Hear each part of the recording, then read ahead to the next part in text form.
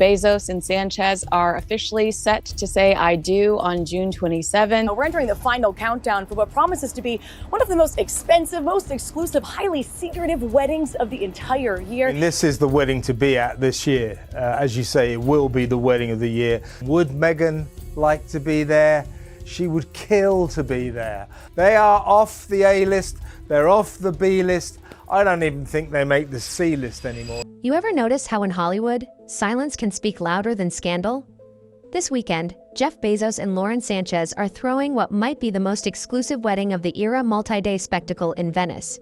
But the most shocking part, it's not who's going, it's who isn't. Meghan Markle and Prince Harry, the couple who once couldn't breathe without making headlines, have been left completely off the guest list. Not a whisper, not even a pity seat. She would kill to be there, but I don't think her or Harry came anywhere near making this guest list. They weren't sort of considered and then, or well, perhaps we can't quite fit them in. These people are not in this league anymore. Before we dive into the brutal reality of what this silence means and how it could signal the final fall of the Sussex brand, make sure to hit subscribe, because what you're about to hear isn't just about a wedding, about power, relevance, and the people who've quietly slipped out of the spotlight without anyone blinking. Let's be real, this isn't just a wedding, it's a full-blown international statement. A 3-day luxury takeover that has turned Venice into the capital of modern elite power. We're talking private jets landing on undisclosed airstrips, mega-yachts pulling up under cloak of night, canals lit up with drone fireworks, and streets shut down for a celebration so secretive it's got insiders scrambling for even the tiniest details. And those who did get the coveted invite, Oprah, Leonardo DiCaprio, Bill Gates, the Kardashians even. Political names like Ivanka Trump and royalty from the worlds of finance, media, and tech. The people attending this wedding aren't just celebrities, they're titans, builders, movers, people shaping the current and future face of influence. But Meghan and Harry, they're nowhere to be seen, no leaks. No vague paparazzi sightings. No Instagram story from some blurry corner of Venice that fans can obsess over. Not even a hint. And that's not just odd, it's a message. Because in the world of high-profile events, not being invited isn't just a scheduling conflict. It's a statement. Especially when, just a few years ago, Meghan and Harry were the moment. It's worth pausing here. Think back just 5 years. Meghan and Harry had the world in the palm of their hands. They had walked away from the British monarchy, caused global headlines, and landed massive deals with Netflix, Spotify, and Penguin Random House. They weren't just royals, they were disruptors. Hollywood's new royals. They had money, attention, and a story the world couldn't stop watching. So how did we go from that to this? A total glaring omission from what is arguably the social event of the year. It wasn't just one misstep, it was a slow, steady slide. First came the podcast that promised depth and dialogue, then fizzled after just one season. Then came Harry's memoir, Spare, which was less a literary triumph and more a therapy session wrapped in awkward revelations. Sure, it sold, but not for the right reasons. People bought it for the gossip, not the growth. For the royal mess, not the royal message. Then came Meghan's Pivota, soft launch lifestyle brand that teased handwritten jam labels and vague promises of organic fruit, spreads, and female empowerment. It looked more like a Pinterest hobby than a serious brand strategy, and Hollywood noticed. The truth is, Hollywood doesn't care about your intentions, it cares about your traction. It cares about whether you can still command a room not, whether you can post a blurry photo of your homegrown lavender. And that's where Meghan and Harry lost the plot. They confused exposure with execution. They thought that staying in the headlines meant staying relevant. But in the world of ultra-elite influence, relevance isn't about how loud you are, it's about whether people still care. And right now, the doesnt Dutch Jeff Bezos' wedding is the ultimate measuring stick. It's not about love, it's about legacy. Everyone who's anyone is flying in for it. Every guest list slot has been engineered, curated, double-checked. You don't just show up to a wedding like this, you represent something. And every name missing from the list says just as much as the ones on it. The absence of Meghan and Harry, that's not an oversight. That's a declaration. Because let's be honest, if they were still considered power players, they'd be there. If their brand still had cultural currency, they'd be sailing into Venice right now. Photographed stepping off a private boat with polished smiles and paparazzi flashes. Meghan would have already staged a mysterious Instagram story of a canal. At sunset, Harry would have made a quiet for mental health speech at a pre-wedding panel. But instead, silence. And this silence is deafening because it doesn't come with explanation or excuse. It's not the result of a public scandal or a PR crisis. It's something far more brutal. It's indifference. Hollywood doesn't cancel you with a bang, it ghosts you with a whisper. And while the rest of the world watches, Venice light up with the new faces of elite power people like Sánchez, who has transformed from a tabloid footnote to a high-flying philanthropist and brand in her own right. Meghan and Harry sit on the sidelines, clinging to past relevance. Even their defenders are quiet. There's no outrage, no demands for inclusion, no shocked tweets, just a collective shrugged. Why? Because this isn't a one-off snub. It's the inevitable result of a brand that stalled while others evolved. Oprah has pivoted her influence into generational legacy. DiCaprio remains at the center of every cultural conversation. The Kardashians continue to dominate algorithms.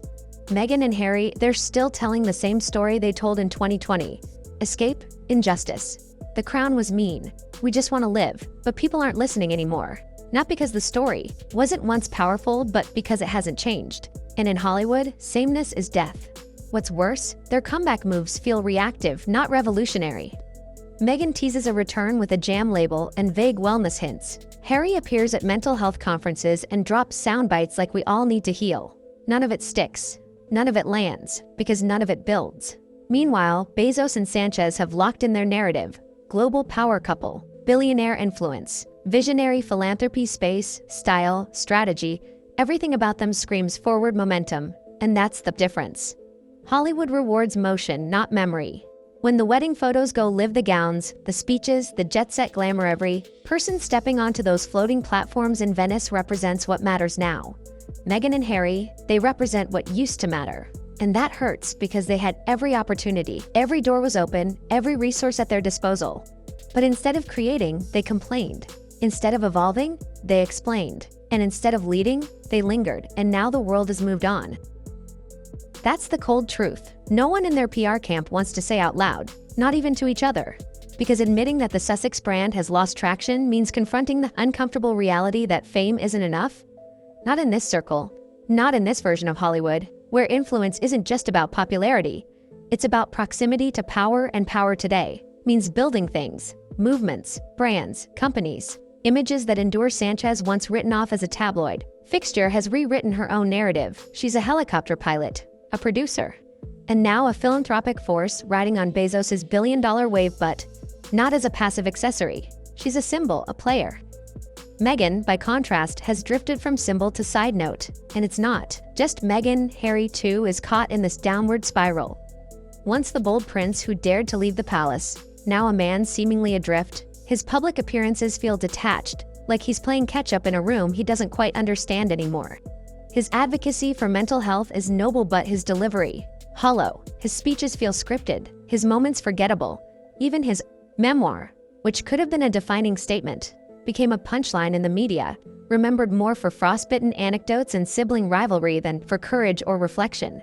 Now, compare that to the Venice guest list. Those names aren't just famous, they're active, they're influential, they're shaping industries, steering conversations, and aligning with the future, not the past. DiCaprio headlines environmental initiatives. Oprah sets the tone for American discourse. Even the Kardashians say what you will know, how to shape public attention and keep a brand alive. Harry and Meghan, they've become stagnant. That's the real reason they're not in Venice. Not because someone forgot. Not because of logistics, but because they simply don't fit the narrative anymore. And when you don't fit the narrative in Hollywood, you disappear. Which leads to a more brutal question. Is it too late? Has the Sussex brand fallen so far out of the current conversation that it can't claw its way back? Or is there still hope for a reinvention? Because make no mistake, Hollywood does love a comeback, but not one built on repetition. Not one dressed up in jam jars and shallow brand slogans. No, it demands transformation, depth, a new story. And, right now, Meghan and Harry haven't offered one. What's even more ironic is how aware Meghan likely is of this shift. Say what you want about her, but when she's tuned in, she knows the optics. And the optics here are damning. No whisper of an invite, no buzz, not even a photo op. It's not just being left out, it's being forgotten. And that's a harder pill to swallow than any headline critique. Being snubbed publicly is one thing, being ignored is worse. Because you can't fight indifference.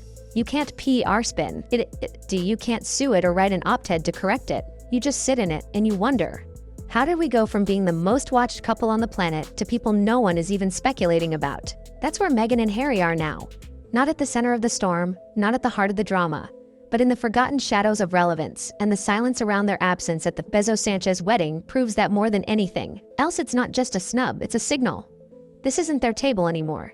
But here's the final twist. They could still change that. They could return if they do something real, something big, something not wrapped in self-pity or nostalgia, but in vision and courage. The question is, do they even know that's what it takes? Because if they don't, if they're still playing by 2020 rules in a 2025 game, then no amount of jam jars, rebranded charities, or memoir excerpts will save them.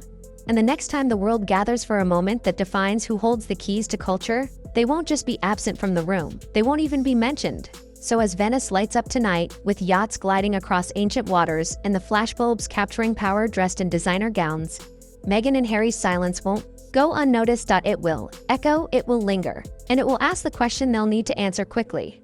What do you do when the world stops watching? Asterisk, if you're still with us and want to hear the next time power shifts in Hollywood, and who's really in and out, hit that subscribe button, because this isn't just celebrity gossip, it's a mirror, and sometimes what it reflects back is harsher than any headline.